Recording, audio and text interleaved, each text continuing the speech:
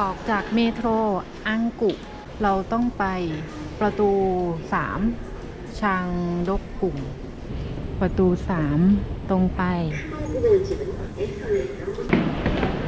ประตู3ไปทางซ้ายช้างดอกกุ่มอันนี้วันที่3ตุลาอากาศสูงสุดประมาณ21-22 องศาประตู3ทางขวานี่ออกจากเมโทรตรงนี้ก็ตรงไปเดินตรงมาอยู่ไหนนี่ไงดูมีสง่าราศี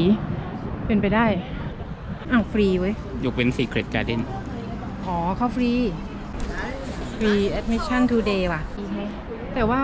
มันจะมีรอบไกด์ตอนบ่ายโมง15นะตอนนี้ก็บ่ายโมงกว่าแล้วอ่ะไม่รู้รอไกด์ตรงไหนนะเดินเข้ามาจากทางนี้คนไทยยังมาเกาหลีน้อยไปนะแผ่นพับเขามีจีนญี่ปุ่นรัสเซียภาษามาลีก็มีแต่ไม่มีภาษาไทยเขาบอกว่าให้รอไกด์ตรงนี้แต่ว่าวันนี้ no ไกด์ทัวร์วันนี้วันที่3ตุลาเข้าฟรีแต่ไม่มีไกด์ไงแต่ที่เกตการเล่นเสียตังก็ยังมีไกด์อยู่ Secret Garden 5,000 วอนนะอันนี้ปกติค่าเข้า 3,000 ไม่รวม Secret Garden ไหนๆวันนี้เขาก็ให้เข้าฟรีเดี๋ยวเราจะควบ2วังเลยแล้วกันไอ้พื้นตรงเนี้ยที่เขาบอกว่ามันยกระดับขึ้นมาเนี่ยเพราะว่าตรงนี้เป็นทางให้คิงข้าราชการก็เฝ้าอยู่ข้างๆแต่เราก็มาเดินอยู่ตรงพวกข้าราชการอันนี้คือคิงกับควีนคือวังหลักที่นี่มีอยู่2แห่งก็เคียงบกกุงเราไปวันก่อนแล้วก็ตรงนี้ทางดอกกุงใช่ไหม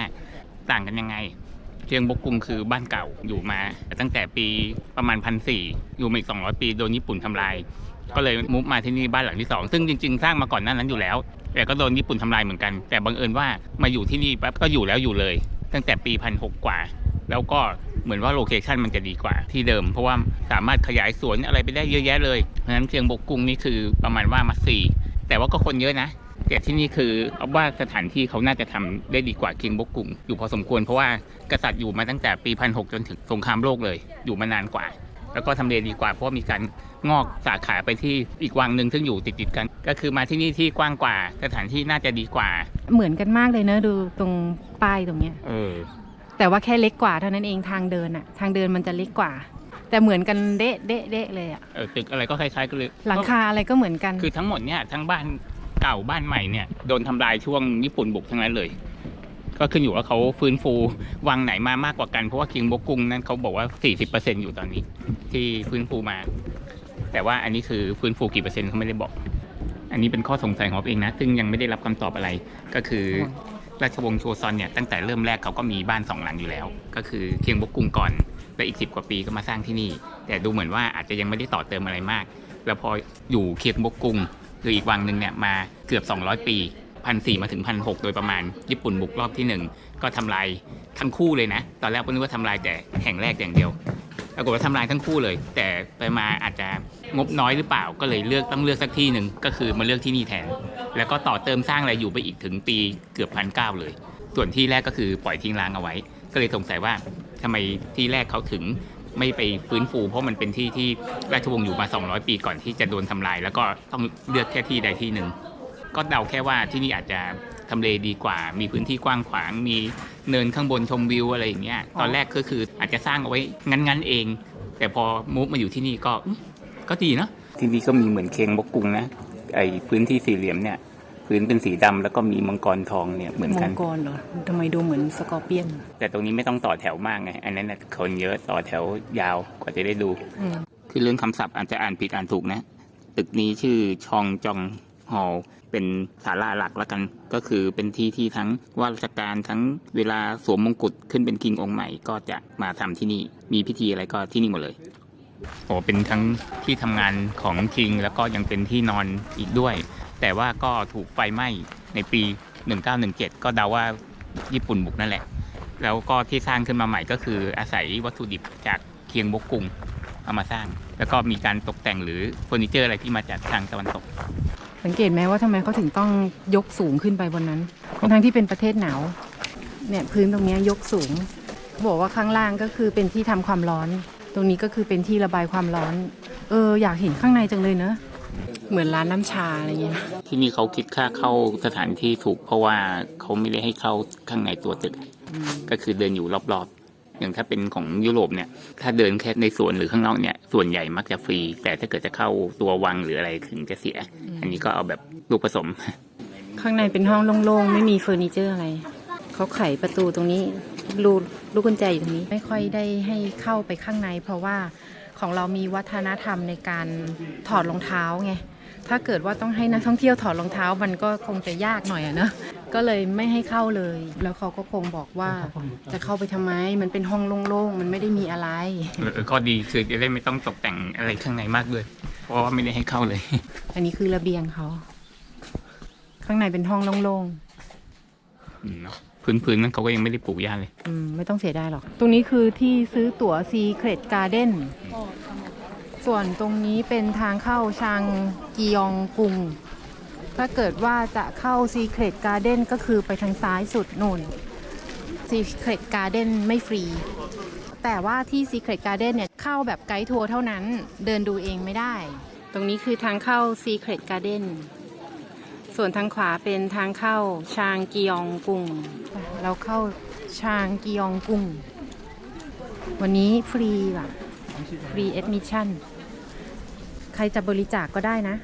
แต่ว่าดูในกล่องแล้วทำไมมีอยู่ไม่กี่เหรียญเองวะลงมากพระราชวังชางกียองสร้างในปี 1418 โดยคิงเซจงสร้างให้พ่อของเขาที่สละราชบัลลังก์ให้เขาเนี่ยคือคิงแทจงเนี่ยได้มาอยู่แต่พออีก70ปีถัดมา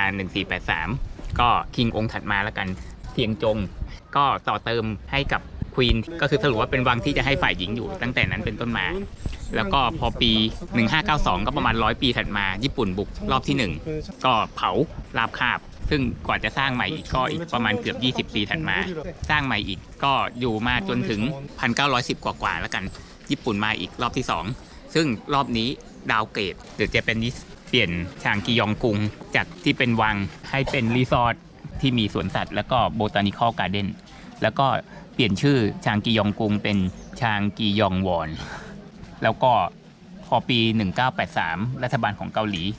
ก็เอาสวนสัตว์ออกแล้วก็ฟื้นฟูให้กลับมาให้เหมือนดังเดิม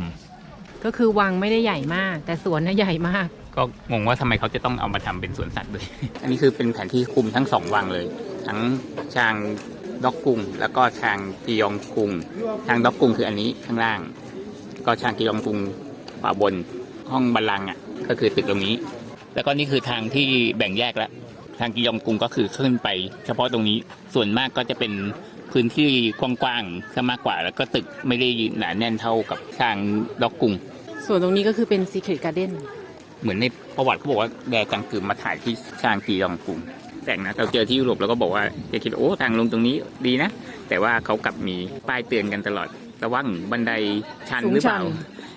ถ้าไม่มีป้ายเราก็คิดว่าก็ทางลงก็ดีนี่ก็ปกตินี่ตรงนี้ก็เตือนระวังนะหินมันลื่นนะตึกพวกเนี้ยพวกวังที่เราไปดูมาทั้งยุโรปแล้วก็ที่เกาหลีด้วยเนี่ยคือจริงๆแล้วมันถูกทำลายหมดแล้วถูกปะแล้วเขาเพิ่งเอามาสร้างใหม่หมดเลยเนี่ยที่อยากให้ประเทศไทยเราสร้างแบบนี้บ้างจังเลยของเราก็ถูกทำลายนะที่อยุธยาที่อะไรเชียงใหม่เงี้ยคือมันนานแล้วก็จริงแต่ว่าก็อยากได้อยากเห็นอะไรเงี้ยเนาะแต่อยุธยาก็ดูแต่ซากเฉยๆไม่ก็เราจะได้เห็นภาพรวมโอ้ยแค่นี้เขาก็ยกให้เป็นเมืองมรดกโลกแล้วนี่เรามีรูปเต็มแล้วห้องบัลลังก์ก่อนหน้านี้ก็คานบังอยู่น่าจะเป็นรูปเดียวกันตอนแรกนึกว่ารูปมังกรนะแต่จริงๆน่าจะเป็นนกยูงหรือนกฟีนิกซ์อะไรอย่างงี้มากกว่าเหมือนว่าจะมีบางตึกที่นี่ที่ยังหลงเหลืออยู่ไม่ได้โดนญี่ปุ่นเผาคาดว่าอันนี้น่าจะเป็นหนึ่งในนั้นเพราะว่าทั้งไม้ทั้งอะไรนี้ดูเก่ามากเลยประมาณว่าที่นี่ไม่ได้เป็นตึกหลักที่คิงอยู่ก็เลยไม่เห็นจำเป็นต้องเผาอะไรอย่างนี้แล้วมั้ง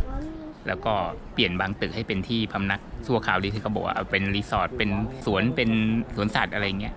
ดูมันเหมือนเป็นของเก่ามากเลยนะมันเหมือนไม่ได้สร้างใหม่เลยเนี่ยดูที่เสาดิดูเหมือนเป็นไม้เก่ามากนี่ไงระบบฮีเตอร์ของเขาใส่ถ่านใส่ฟืนอะไรลงไปตรงนี้ก็ทำให้พื้นห้องตรงนี้อุ่นขึ้นมาโอ้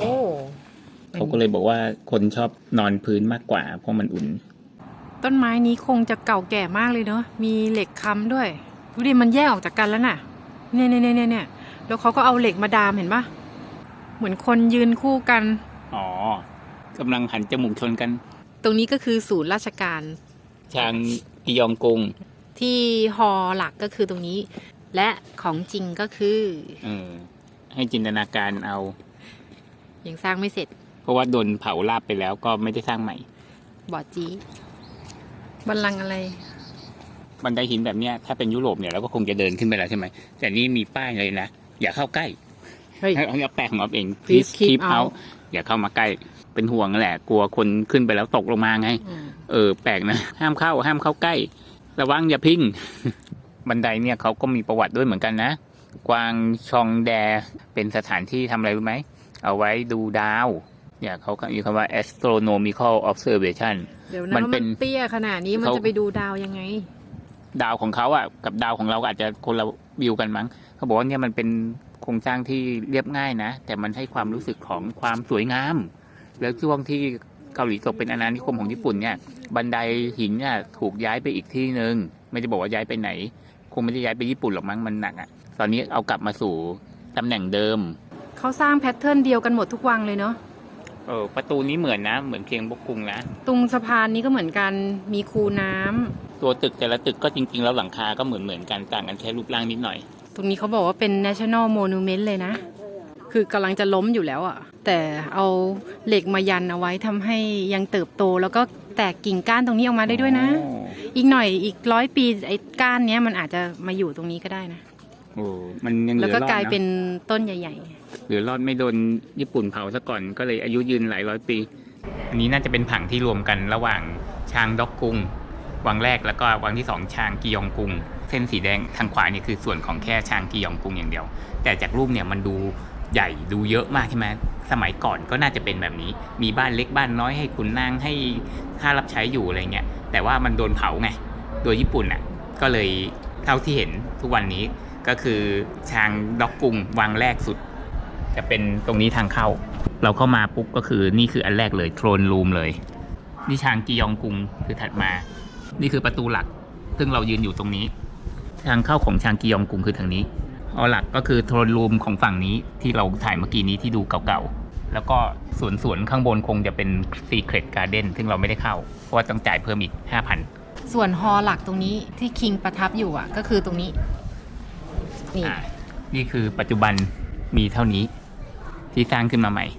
ที่เกาหลีนี่ก็ดีเนอะมีห้องน้ำเยอะเนอะแล้วก็สะอาดด้วยนะ กระดาษก็มีทุกห้องกระดาษดีด้วยนะ แล้วก็ห้องน้ำก็หอมสะอาดด้วย แล้วมันมีไอ้ก้อนๆสีฟ้า ไม่ใช่สีน้ำตาลกัน ๆให้ถ่ายว่าอันนี้อะไร มันคือสบู่ล่ะ สีฟ้าๆ เป็นก้อนๆสีฟ้าๆที่อยู่ข้างๆอ่างล้างมือ ถามออฟทีแรกอ่ะออฟรู้เปล่าว่านี่มันคืออะไรออฟไม่รู้ ไม่ใช่ก็เลย มันคือสบู่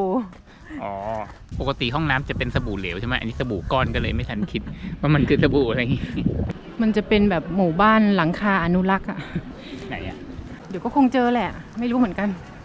โอ้มีกราฟฟิตี้ด้วย เดินแถวๆนี้นึกว่าเดินในญี่ปุ่น ข้างนอกดูดีนะ ดูดีกว่าข้างในนะ ดีกว่าข้างใน ตั้งแต่เดินมานะ ยังไม่เห็นรถญี่ปุ่นเลยอะโตโยต้าฮอนด้า เกาหลีเขาก็ผลิตรถของตัวเองได้ไม่ใช่เหรอของเราก็ผลิตได้แต่เราผลิตให้คนอื่น แต่เขาผลิตยี่ห้อเขาใช้เอง แต่รถยุโรปมีบ้างนะมีบ้างอ๋อนี่ไงเล็กซัสเนี่ยเป็นทางอ้อมของโตโยต้า เอาแต่เขาเป็นแบรนด์ของญี่ปุ่น แต่ว่าขายในยุโรปก็ได้ใช่ไหมแต่ถ้าเป็นญี่ปุ่นโดยตรงไม่ได้ ไม่ได้ เฮ้ยมีรถพุ่มพวงด้วยเว้ยรถขายผักแบบนี้ก็มีด้วย ซอยนี้ก็คือเป็นซอยเกี่ยวกับ Craft and Art มีงานศิลปะละมั้ง ทางเดินเป็นขึ้นลงอย่างนี้ เดี๋ยวขึ้นเดี๋ยวลง สูงชันมาก เราจะเข้าซอยนี้โซฮานกวีคเขาบอกว่า feel free to come in ด้วยล่ะ มีห้องน้ำให้เข้าด้วยเหรอ ทำไมบริการจังเลยอ่ะ เขาบอกให้ feel free แต่ไม่ได้บอกว่าให้เข้าฟรี ฟิลฟรีถอดรองเท้าไว้ข้างนอกก่อน รองเท้าแพงด้วย 숲시라 불리는 독특한 생김새. โอ้โหเขาให้เราเข้ามาดูฟรีเลยเหรอ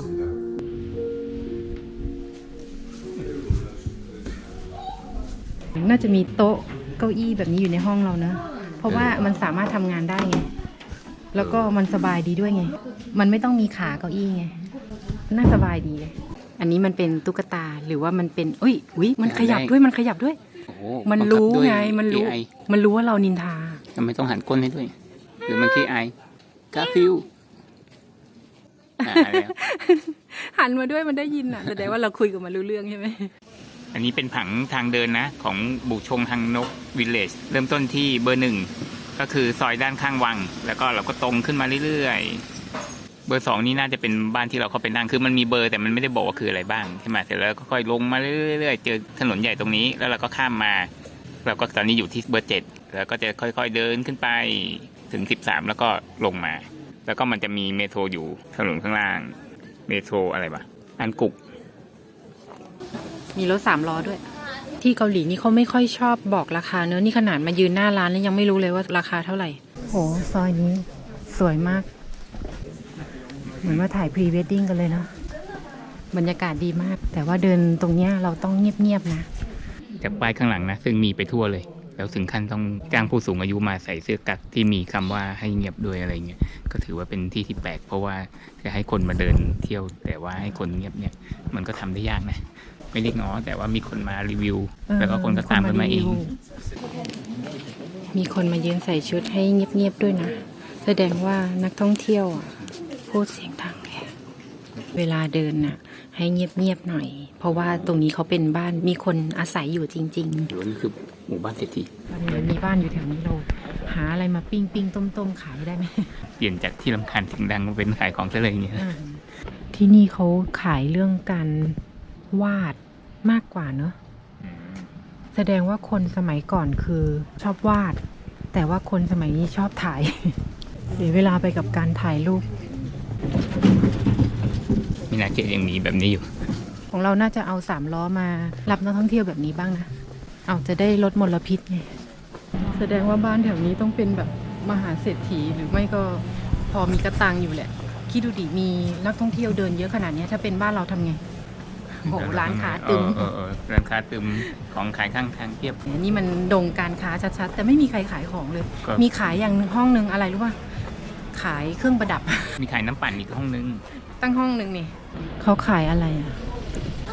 made from pumpkin Korean coffee good for digestion มีให้ชิมด้วยนะ 테스트. slowly, slowly. ติดฟัน เหมือน coffee เหนียวๆเอามาทุบๆแต่มันติดฟันว่ะเขาบอกว่ามัน good for healthy อะ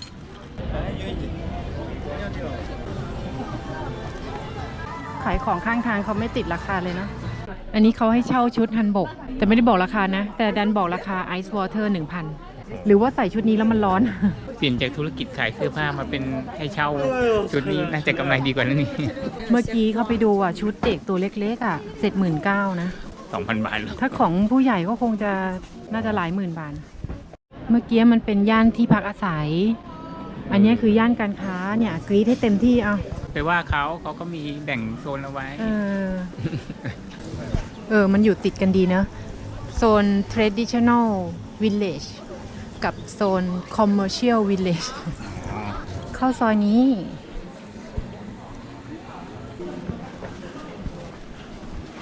ยาร้านอาหาร นี่ก็ต่อคิว ต่อคิวซื้อน้ำหอมเนี่ย มันทอดโปเตโต้ชิป นี่มีไก่ ไอ้ก้อนกลมๆนี้อะไรไม่รู้นะ อันนี้มันน่าจะเป็นเส้นนะแล้วก็ราดนะ แล้วก็ปูอัดอะไรอย่างเงี้ย ถูกๆอ่ะ 5,500 เองอ่ะ แรมยอนนี่ราเมงไม่แรมยอนแต่ลูกยังใจลูกสมัยก่อน Good luck in China. Thank you. Bye-bye. ประเทศเจริญแล้วเขาเป็นแบบนี้นี่เองเนาะก็เขาเจริญแล้วก็คือมีการศึกษาใช่ปะพอมีการศึกษาก็คือการได้ไปเรียนเชฟเรียนศิลปะเรียนนั่นเรียนนี่ก็ต้องเปิดร้านนะเนอะแล้วก็มีค่าใช้จ่ายมากขึ้นนะเนอะแล้วมันก็จะดูดีขึ้นดูมีการศึกษาอะไรเงี้ย everything 2,500 ว่ะอะไรอ่ะผ้าพันคออันนี้ดูเป็นร้านที่โลคอลที่สุดแล้วไม้ละ1,000 ถึง 3,000 อันนี้ทางซ้าย4 ชิ้น 3,000 แล้วก็ขนมปลาชิ้นละ 3,000 เวลาฝรั่งเขาจะถ่ายรูปเขาจะให้พูดคำว่าชีสเกาหลีเขาจะถ่ายรูปเขาให้พูดคำว่ากิมจิได้ยินเมื่อกี้ กิมจิ แล้วถ้าเกิดเป็นไทยอ่ะถ่ายรูปยิ้มหน่อยยิ้มอย่างเงี้ยยิ้มมันก็ไม่ได้อ่ะ มันต้องพูดคำว่าอะไรของไทย มันจะยี้ก็ไม่ได้นะจะยิ้มมันก็หุบปากไงยิ้ม อ๋อ ยี้อย่างเนี่ยเหรอสังเกตว่าเวลาเราเดินมานี้ เราจะไม่เคยเจอวัดเลยเนาะอาจจะมีแหละแต่เราไม่เห็น แต่ว่าที่เกาหลีนี่เขาจะมีโบสถ์เยอะมาก แต่โบสถ์ของเขาก็จะไม่ใช่เป็นโบสถ์แบบยุโรปนะโบสถ์เป็นแบบเนี้ยอยู่บนตึกอะไรสมัยใหม่